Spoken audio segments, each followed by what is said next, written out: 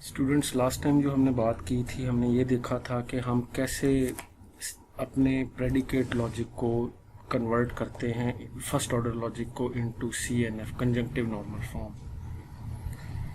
वहाँ पे मैंने आपको ये डिटेल से हमने एक एग्जांपल भी सॉल्व की थी कि ये कैसे ये किया जाता है, इसमें कौन कौन से वो रूल्स हैं जो अप्लाई किए जाते हैं।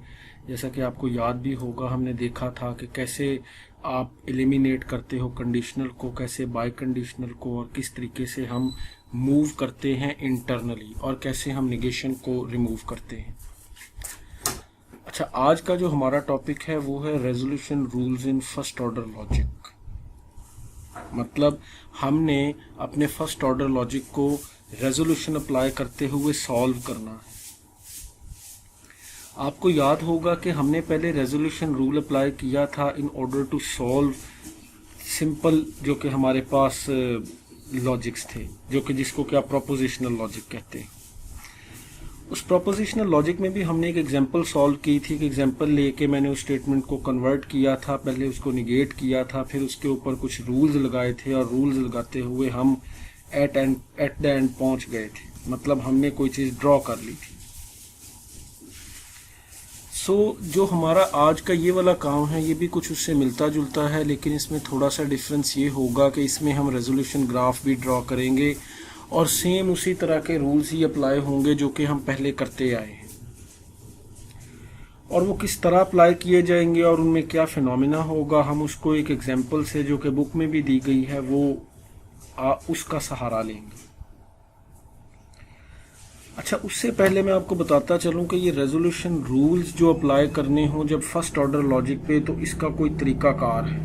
मतलब कोई ना कोई रूल्स हैं, कोई ना कोई ऐसे स्टेप्स हैं जिनको फॉलो करना पड़ता है। अब वो कौन से स्टेप्स हैं, ये कैसे किया जाता है, ये कैसे ये काम होता है, हमने रेजोल्यूशन ग्राफ तक कैसे पहुंचना है, लेट्स स्टार्ट आवर डिस्कशन। हमारे पास तरीकाकार ये होता है कि रेजोल्यूशन में कन्वर्ट करने के लिए कुछ रूल्स होते हैं। वो रूल्स कौन से हैं, वो रूल्स कैसे काम करते हैं, उनका प्रॉपर एक वे है, और उनको मैंने यहाँ पे स्टेप बाय स्टेप लिखा भी हुआ है कि ये रूल्स क्या है। सबसे पहले आपके पास जब कोई फैक्ट होगा, आपने उसको कन्वर्ट कर देना है FOL में, जो कि हम करके भी आए हैं। ये चीज़ हम एक एग्जांपल से भी देख चुके हैं कि हमारे पास जो फर्स्ट ऑर्डर लॉजिक होता है, या जो फैक्ट्स दिए गए होते हैं, उसमें कैसे कन्वर्जन की जाती है। मतलब मैंने आपको बताया भी था कि हमारे पास कुछ फैक्ट्स हैं कि all the students are passed in artificial intelligence exam. इसको हम कैसे रिप्रेजेंट करते हैं फर्स्ट ऑर्डर लॉजिक में, ये आप प्रीवियस लेक्चर में जाके देखो, ये चीज़ मैंने बड़ी डिटेल से बताई थी। जो पहला स्टेप होता है वो हम करके आए हैं कि फैक्ट्स जो होंगे इनको हमने फर्स्ट ऑर्डर लॉजिक में कन्वर्ट कर देना है। सेकंड, हमारे पास चीज़ होती है कि जो वो फर्स्ट ऑर्डर लॉजिक बनेगा उसकी एक सिंप्लीफाइड फॉर्म होती है, जिसको हम कहते होते हैं कंजंक्टिव नॉर्मल फॉर्म। मतलब CNF में कन्वर्ट कर दिया जाता है। आप इसको CNF में कन्वर्ट कर दोगे, और यही हमने किया भी है। ये हमने लास्ट जो लेक्चर है उसमें ये वाली एग्जांपल हमने देखी थी कि how can we convert the first order logic और predicate logic into conjunctive normal form.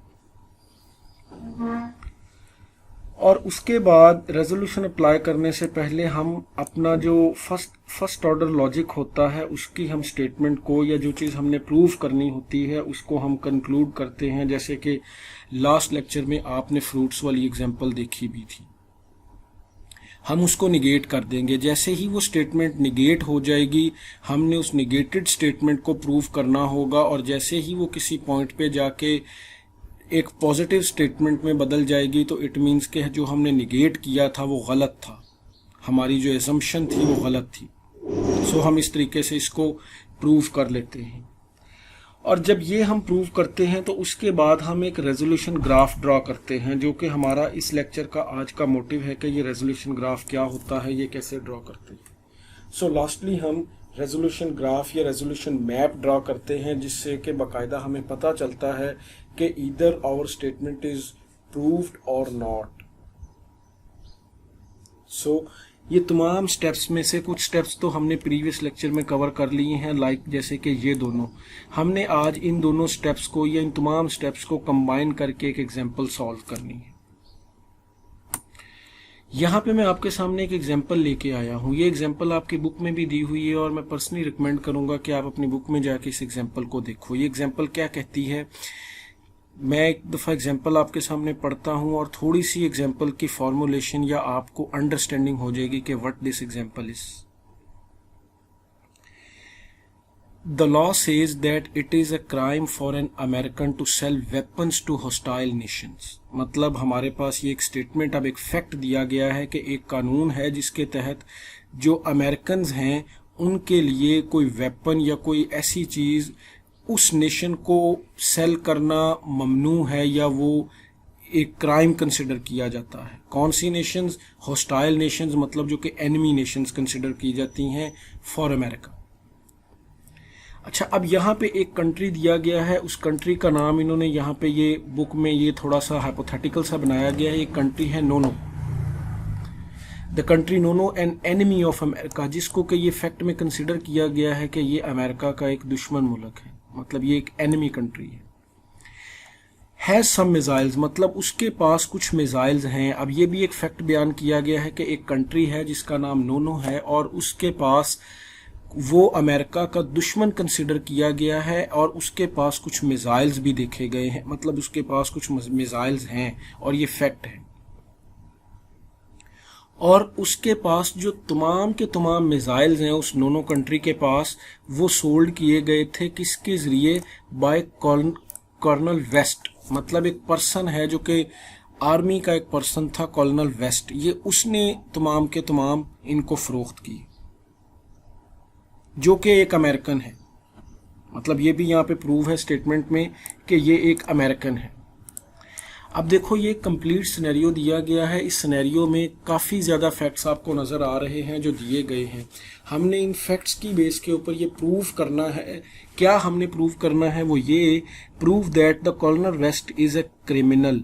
हमने ये प्रूव करना है कि वो जो पर्सन है कर्नल वेस्ट वो एक क्रिमिनल है। क्यों? क्योंकि हम ऊपर ये देख के आए हैं कि वो पर्सन जो कि अमेरिका के एनिमी को असला सेल करेगा वो क्या कंसिडर किया जाएगा? वो एज ए क्रिमिनल कंसिडर किया जाएगा। तो यहाँ पे मैंने लिख भी दिया है कि हमने ये चीज़ प्रूव करनी है, मतलब ये हमारी कंक्लूजन हमने ड्रॉ करनी है। सो पहले तो मैं अपने इन तमाम सेंटेंसेस को फर्स्ट ऑर्डर लॉजिक में कन्वर्ट करूँ।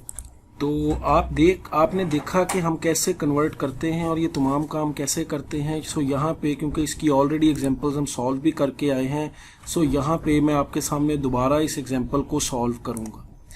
First of all we will convert all these facts into a first order logic. Whenever these are converted into the first order logic, then we will perform some conjunctive normal form operations. और वो perform करने के बाद हमारे पास एक conclusion होगी, negated conclusion.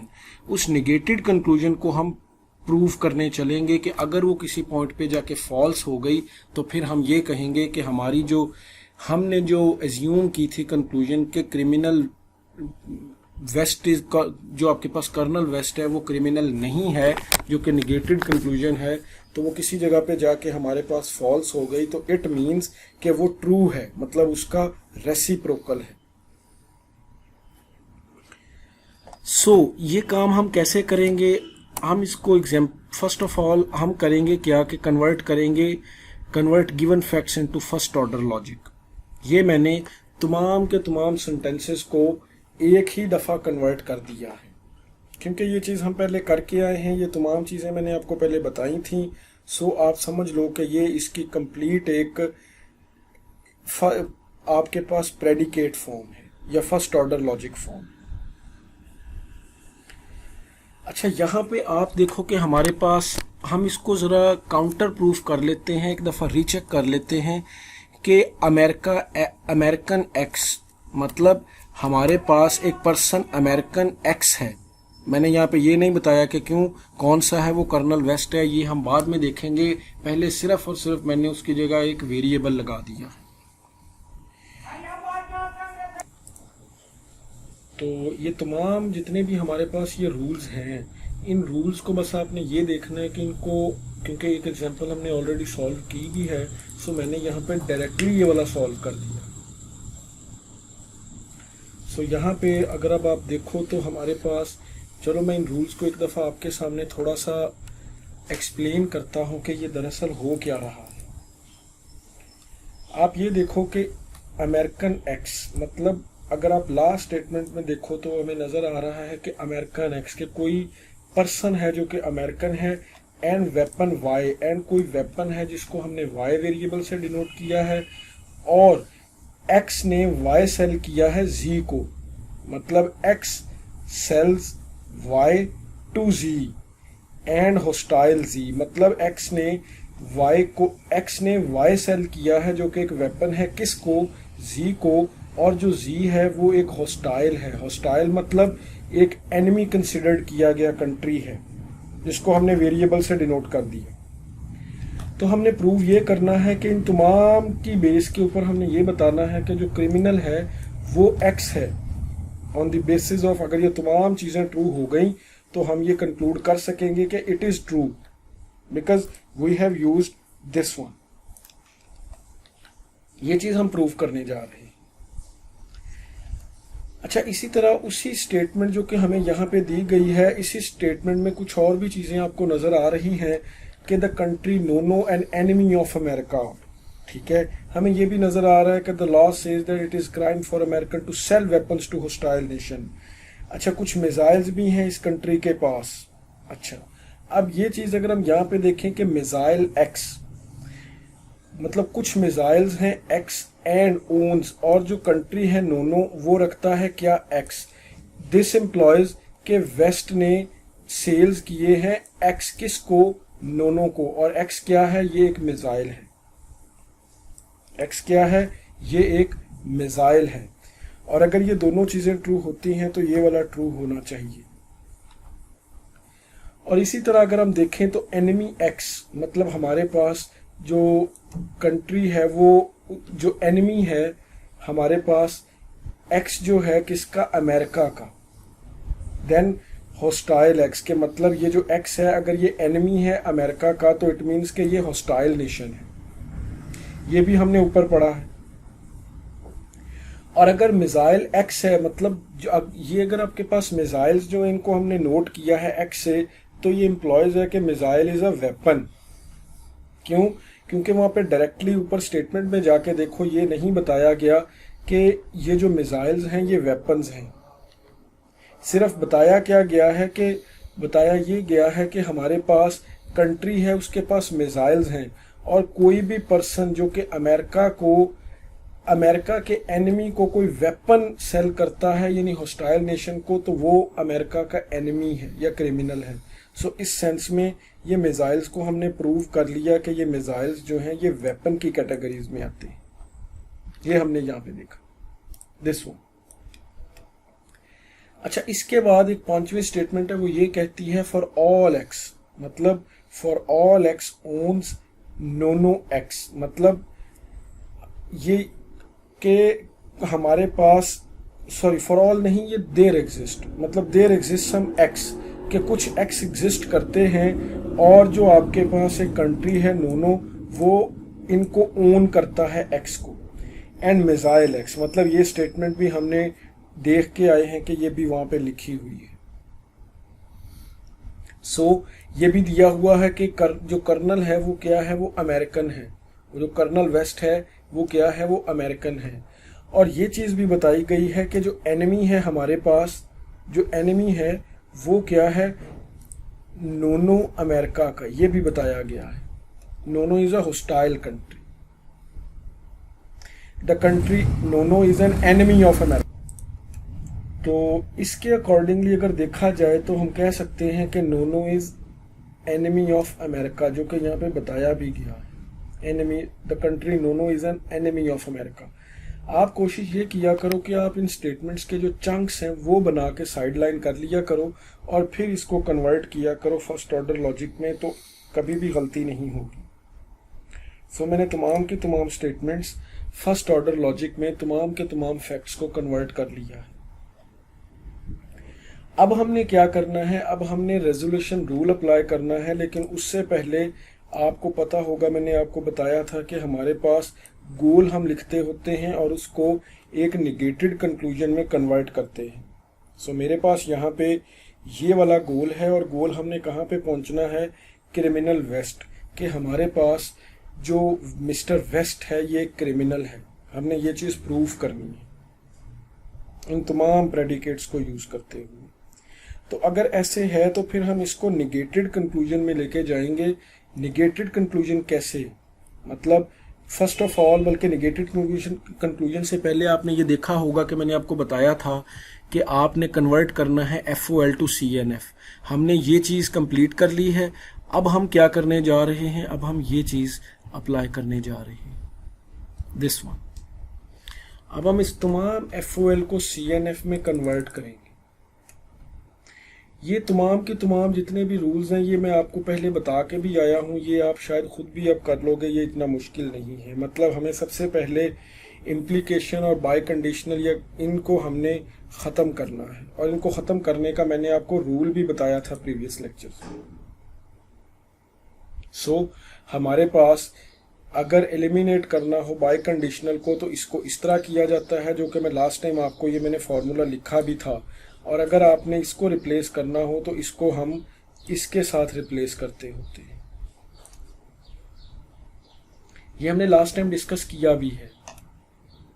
सो यहाँ पे हमारे पास बाय कंडीशनल तो है कोई नहीं, बल्कि हमारे पास सिर्फ कंडीशनल है। तो इस कंडीशनल को हमने कैसे रिमूव करना है ये चीज़ हम देखते हैं। सो यहाँ पे ये हमने जो इसका सेकंड रूल है वो ये कहता है, ये रूल एक ही दफ़ा मैं अप्लाई कर दूंगा। सिर्फ पहले आपको बताना चाहता हूँ कि जो लास्ट लेक्चर में रूल्स थे वो यहाँ पे भी मैंने डिटेल से बता दिए हैं कि ये क्या है। सो यहाँ पे अगर देखा जाए तो नॉट, अगर हमारे पास कोई इस तरह का एग्जिस्टेंशियल या यूनिवर्सल क्वांटिफायर हो, अगर यूनिवर्सल हो और बाहर नॉट लगा हो तो वो जो नॉट है वो इंटरनली जो है वो इनवर्ड शिफ्ट हो जाता है। इसी तरह एग्जिस्टेंशियल क्वांटिफायर हो तो उसके साथ भी यही किया जाता है और क्वांटिफायर को बदल दिया जाता है, मतलब इन्वर्ट कर दिया जाता है। और अगर आपके पास ये दोनों तो डिमॉर्गन्स लॉ हो गए जो कि हमने लास्ट टाइम देखे भी हैं, De Morgan's law of conjunction and disjunction, ये दोनों, ये वाला डिसजंक्शन का लॉ है और ये कंजंक्शन का लॉ है। और अगर डबल निगेशन आ जाए तो इस निगेशन को हम ख़त्म कर देते हैं।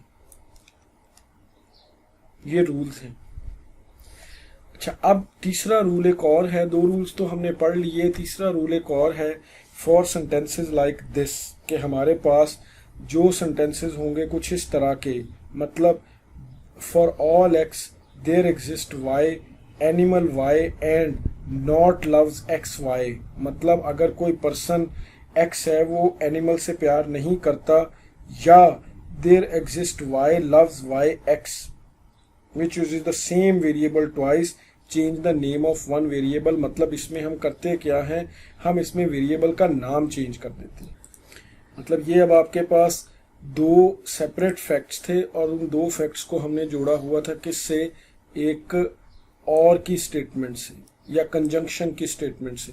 अब आपने क्या किया कि जब आपने इन दोनों को जोड़ा है और दोनों में आपके पास सेम वेरिएबल यूज़ हो रहा है, तो हम क्या करेंगे, हम इस वेरिएबल को ख़त्म करने के लिए, मतलब ये वाले जो वेरिएबल्स हैं हम इनको ख़त्म करने के लिए इनकी जगह पे कोई वेरिएबल चेंज कर देंगे। मसलन आप देखो यहाँ पे भी y यूज़ हो रहा था, यहाँ पे भी y यूज़ हो रहा था,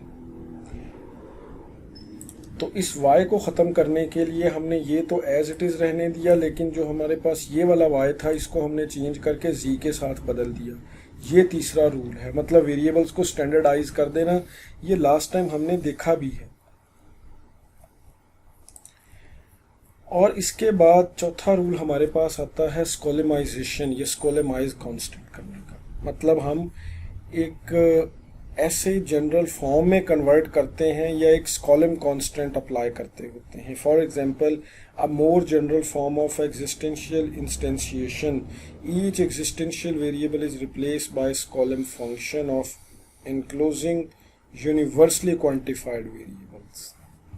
अच्छा, अब ये स्कोलेम कांस्टेंट हमने लास्ट टाइम भी देखा था, मैं यहाँ पे भी बता देता। जैसा कि इस एग्जाम्पल में आपको बताया गया है कि हमारे पास ये कंप्लीट स्टेटमेंट थी, ये वाली जो कि हमने ऊपर देखी भी है, जिसको कि हमने वेरिएबल चेंज भी किया है। अब हमने क्या करना है कि इसको हमने कॉलमाइज फंक्शन में कन्वर्ट करना है। मतलब ये वाला जो वेरिएबल है हमने इसको फंक्शन बना दिया, फंक्शन इन द सेंस कि एनिमल एफ ऑफ एक्स, मतलब मैंने ये जो y है इसकी जगह एफ ऑफ एक्स लगा दिया। वो वाले वेरिएबल्स जो रेपिटेटिव थे उनकी जगह पे मैंने फंक्शन लगा दिए, और एग्जिस्टेंशियल क्वांटिफायर को मैंने ख़त्म कर दिया है। क्यों? क्योंकि इसके रिलेटेड हमने एक फंक्शन बना दिया है। सो हम ये जो एग्जिस्टेंशियल क्वांटिफिकेशन, ये एग्जिस्टेंशियल इंस्टेंसिएशन है, इसको हम स्कॉलम फंक्शन के थ्रू ख़त्म कर सकते हैं, जो कि मैंने यहाँ पे किया भी है। अच्छा, ये तो इसके 4 रूल्स हैं। अब जो हमारे पास नेक्स्ट चीज़ है वो क्या है, एक 5वां रूल है, वो कहता है कि ड्रॉप द यूनिवर्सल क्वांटिफायर। कि अब हमने स्कॉलम फंक्शन के थ्रू एग्जिस्टेंशियल क्वांटिफायर को तो रिमूव करने का तरीका पता चल गया, हमें ये भी पता चल गया कि कैसे निगेशंस और ये तमाम स्टेटमेंट्स को ख़त्म करना है। अब हमने देखना ये है कि हमने यूनिवर्सल क्वांटिफायर को ड्रॉप करना है। यूनिवर्सल क्वांटिफायर ड्रॉप करने के लिए हमारे पास कुछ ये वाला तरीकाकार यूज़ होगा। मतलब हम क्या करेंगे, for instance for all x person x becomes person x, हम इसको वैसे ही एलिमिनेट कर देंगे। क्यों? क्योंकि आपको पता है कि ये जो फॉर ऑल होता है, जब इसमें तमाम इंस्टेंस आने हैं तो हमें इसको लिखने की भी ज़रूरत नहीं है। We can eliminate it as it is, मतलब ये इजीली एलिमिनेट किया जा सकता है। 6वां रूल हमें ये कहता है कि distribute well into this one. मतलब हमारे पास अगर ये वाला कोई रूल है तो कोई इस तरह का अगर कोई स्टेटमेंट दी गई है तो हम क्या करेंगे, हम इसको डिस्ट्रीब्यूट कर देंगे। मतलब गामा को पहले अल्फ़ा के साथ वेल के साथ लिखेंगे और फिर यही गामा को इसके साथ लिख देंगे, जैसे कि हमने यहाँ पे किया है, और दरमियान में ये वाला सिंबल हम लगा देंगे, दिस वन। सो यही चीज़ हमने यहाँ पे अप्लाई करके ये डिस्ट्रीब्यूटिव लॉ अप्लाई कर दिया। Hope you understand this. अच्छा, इसके बाद अगर वेल, हमने वेल को एंड में कन्वर्ट किया, ये वही वाला ही हमारे पास है। अच्छा, उसके बाद हमने अब वो निगेट करना है स्टेटमेंट को। जिस स्टेटमेंट को प्रूव करना है उसको हम क्या करेंगे, उसको हम निगेट करेंगे। मतलब मैंने उस स्टेटमेंट को यहाँ पे आके निगेट कर दिया है, लाइक दिस वन। निगेट कैसे किया, आप देखो कि सबसे पहले जो हमारे पास टॉप के ऊपर हमने कंक्लूजन लिखी थी, उस कंक्लूजन को सिर्फ हमने निगेशन फॉर्म में लिखा है और हमने कुछ भी नहीं किया।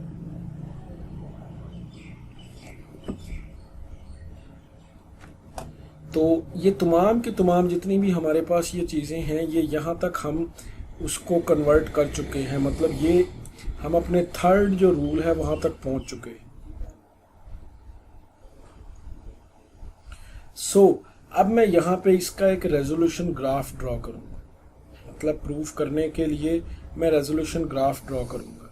यहाँ पे एक और चीज़ आपको बताता चलूँ, वो ये है कि अगर हम रेजोल्यूशन ग्राफ को अप्लाई करते करते एक ऐसे पॉइंट पे पहुँच जाएं जहाँ पे कि आपके पास रेजोल्यूशन ग्राफ एम्प्टी हो जाए, मतलब कोई भी ऐसा प्रेडिकेट या कोई भी ऐसा हमारे पास फर्स्ट ऑर्डर लॉजिक ना रह जाए, कोई ऐसी स्टेटमेंट ना रह जाए जो कि अभी प्रोसेस होने वाली रह जाती हो, रिमेनिंग स्टेटमेंट ना हो, तो आपका जो रेजोल्यूशन ग्राफ है वो प्रूफ हो जाता है। मतलब ये चीज़ निगेट हो जाएगी अगर हम ये ड्रॉ कर लेते हैं। तो ये मैं आपको करके दिखाता हूँ। फॉर एग्जाम्पल, पहली स्टेटमेंट हमारे पास ये थी। आपने करना क्या है, आपने एक एक करके तमाम स्टेटमेंट्स को लेते जाना है। ये मेरी पहली स्टेटमेंट थी। अच्छा, यहाँ पे आप ना इसको प्रोसेस करने से पहले एक चीज़ गौर करो, वो ये कि आप देखो ज़रा, हमने ये वाली ये स्टेटमेंट इस तरह तो नहीं थी, नॉट अमेरिकन एक्स, ये इस तरह की नहीं थी स्टेटमेंट। ये नॉट हमने खुद अपनी तरफ से नहीं लगाए, बल्कि आप वो रूल देखो। कौन सा रूल? ये वाला रूल, दिस वन।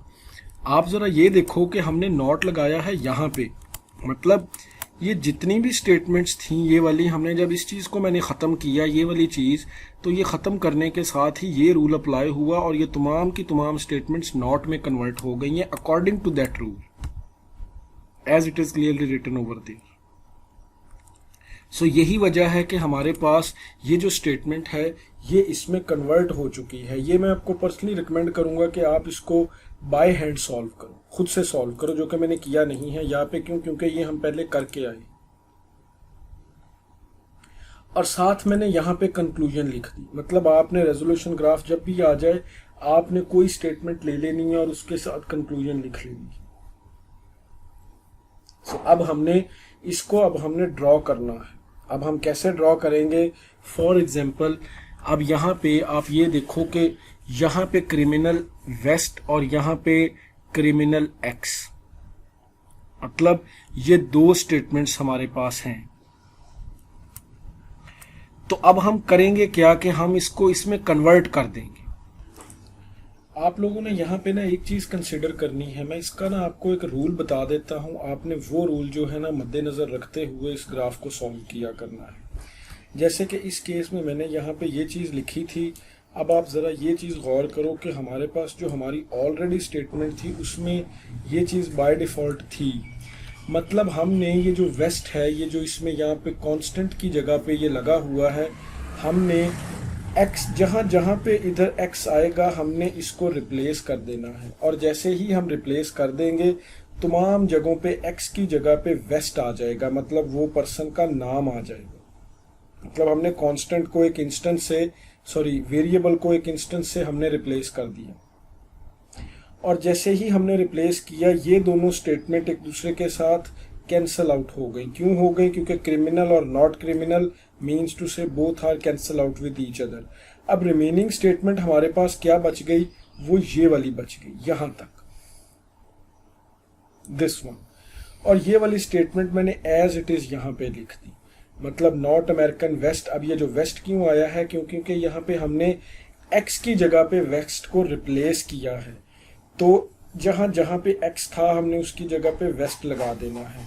मतलब यहाँ पे वेस्ट आ जाएगा, वेपन वाई आ जाएगा, और यहाँ पे भी एक्स था यहाँ पे भी वेस्ट आ जाएगा। और इसी तरह बाकी तमाम के तमाम वेरिएबल एज इट इज रहेंगे। मतलब हमने इन वेरिएबल्स को एज इट इज रखा।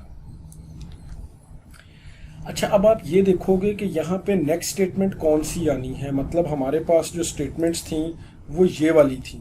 कौन कौन सी? ये वाली। अब नेक्स्ट स्टेटमेंट कौन सी ली जाए ये आपकी अपनी मर्जी है, आप कोई भी स्टेटमेंट दे, लेकिन ये एक एनालिटिकल आपके पास वे होगा कि इनमें से कौन सी स्टेटमेंट लगानी है या किसको कैंसिल आउट करना है। तो यहाँ पे जो हमारे पास मैंने स्टेटमेंट इसमें ली वो ये वाली स्टेटमेंट ले ली। वो क्या थी कि अमेरिकन वेस्ट।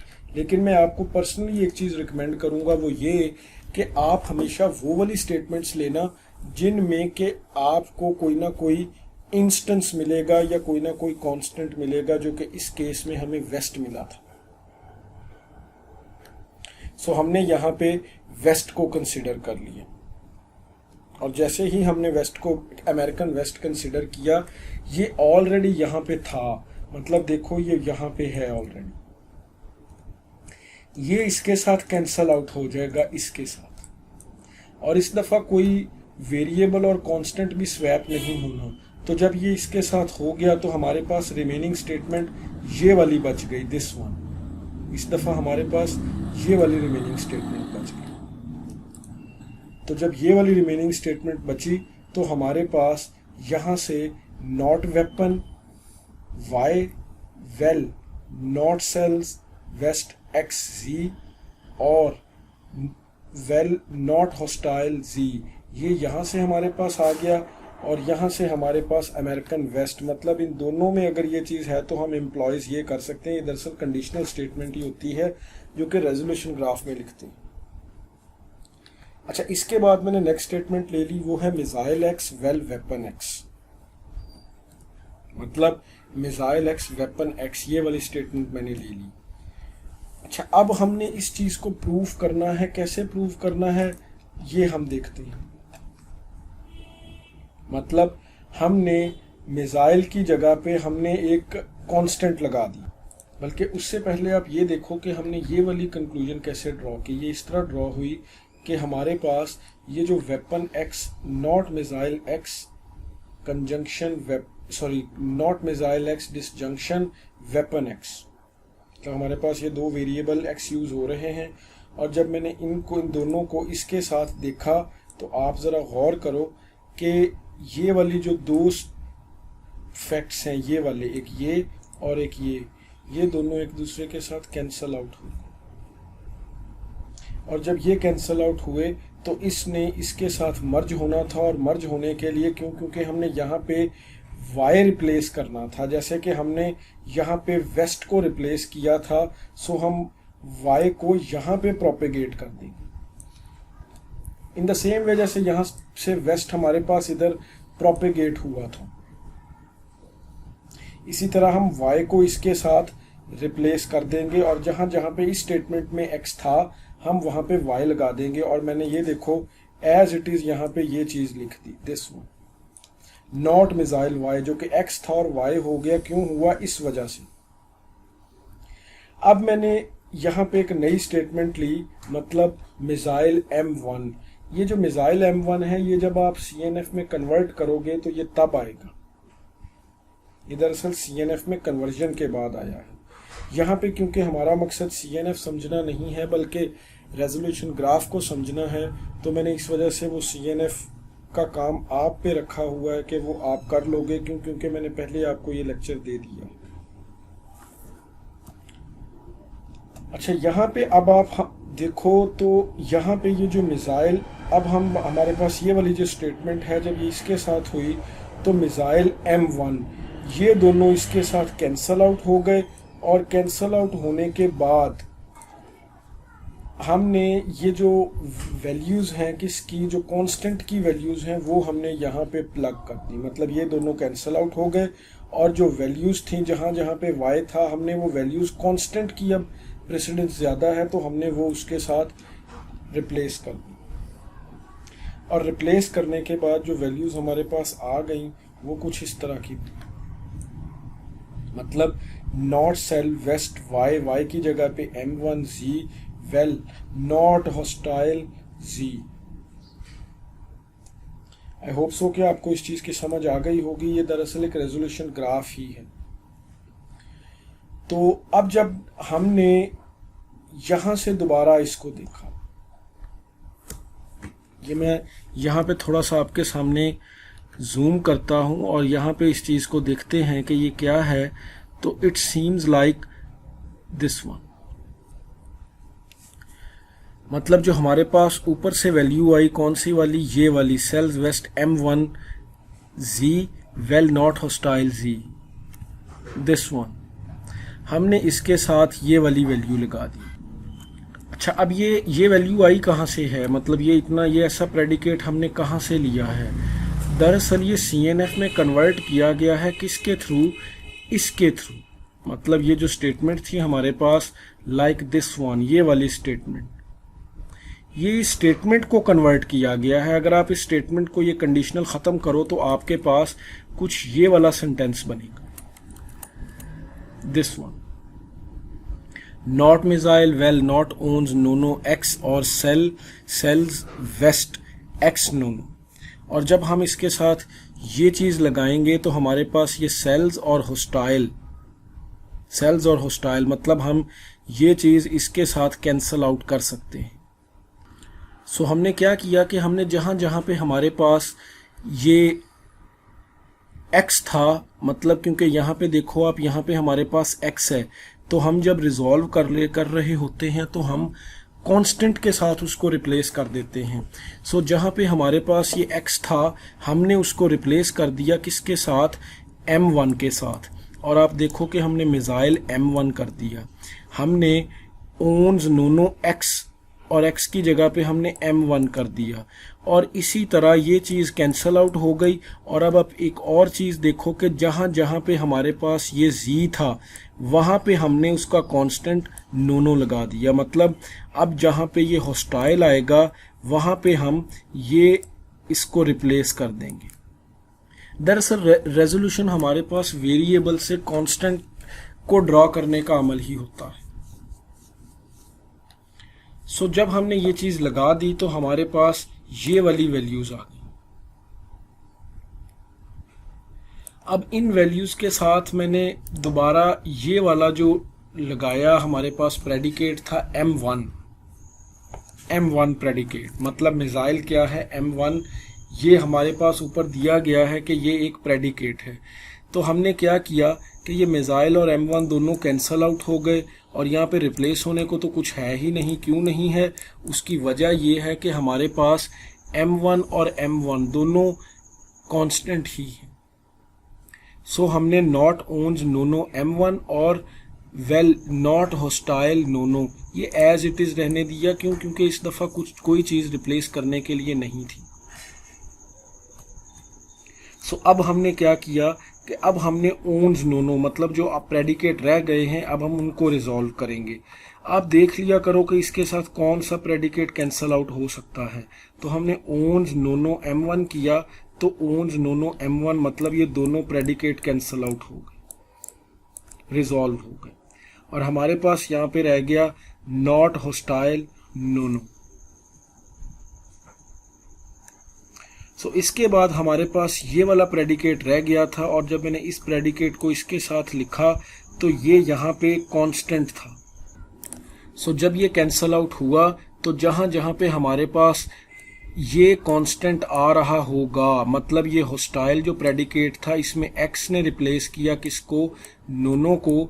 तो अब जहां जहां पे x आ रहा होगा पूरे प्रेडिकेट में, हम उसको नोनो के साथ रिप्लेस कर देंगे और इसको कैंसल आउट कर देंगे। ये कैंसल आउट हो गए। सो अब यहाँ पे x आ रहा था तो मैंने उसको लिख दिया एनिमी नोनो अमेरिका, मतलब हमने x को इसके साथ रिप्लेस कर दिया।